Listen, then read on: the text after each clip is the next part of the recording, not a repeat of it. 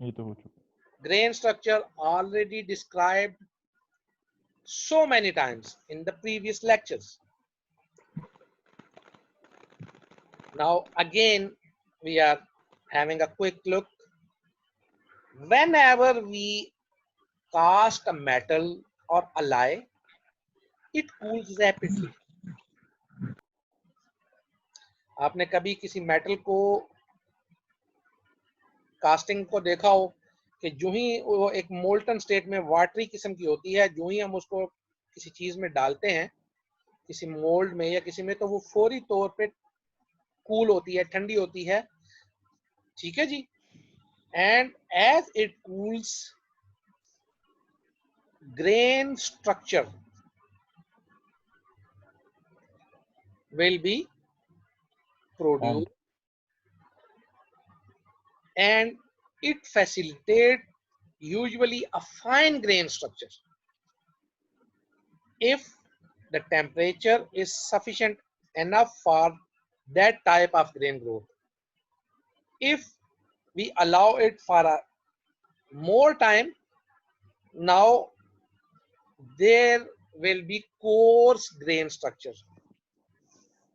Fine grain structure हमारी एक control time में आएगी, ज़हन में रखिएगा। अगर हम टाइम अनलिमिटेड कर रहे हैं उस टेम्परेचर का, तो वो फिर हमारे पास कोर्स ग्रेन स्ट्रक्चर आ जाएगा। Now at lower temperature rigidity develops. जो हमारा रूम टेम्परेचर होता है, तो हमने पहले बात की है कि उसमें रिजिडिटी डेवलप होती है और atomic diffusion will be very slow, जो हम पहले बात कर चुके हैं। और इस जगह पे वो जो स्ट्रक्चर ऑफ अलाय होती है वो हमें ऐसी ही होती है जैसे फ्रीज की हुई पानी, जैसे फ्रोजन हमारा पानी जो होता है उस तरह की स्ट्रक्चर हो जाती है। लेकिन ये जो स्ट्रक्चर होती है, ये इसमें सॉल्युबिलिटी होती है मेटल्स की, बट इट इज नेग्लिजिबल। तो ये अगर हम देखें, एक हमारे पास स्ट्रक्चर है, ये डिसऑर्डर्ड है, इसमें कलर नहीं दिए हुए, इस वजह से हमें नजर नहीं आ रहा, हमें ऐसे लग रहा है ये ऑर्डर्ड है।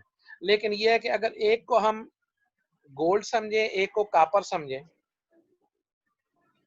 तो इसमें डिसऑर्डर है। अगर ये गोल्ड है तो ये कॉपर हो सकता है, ये कॉपर हो सकता है, ये भी हो सकता है ये गोल्ड हो, ये गोल्ड हो, ये कॉपर हो, ये वाला गोल्ड हो, ये वाला गोल्ड हो, ये कॉपर हो, ये वाला कॉपर की बजाय गोल्ड हो, ये वाला गोल्ड हो, ये कॉपर हो। ये डिसऑर्डर्ड फेस सेंटर्ड होगी। फेस सेंटर्ड रहेगा, हर फेस के ऊपर हमारे एक एक एटम होगा, लेकिन ऑर्डर नहीं होगा। कॉपर और गोल्ड आपस में क्या करेंगे जी, रिप्लेस किए होंगे, किसी जगह पे कॉपर होगा, किसी जगह पे गोल्ड होगा। ठीक है, तो ये डिसऑर्डर्ड है। अब आ गया जी हमारे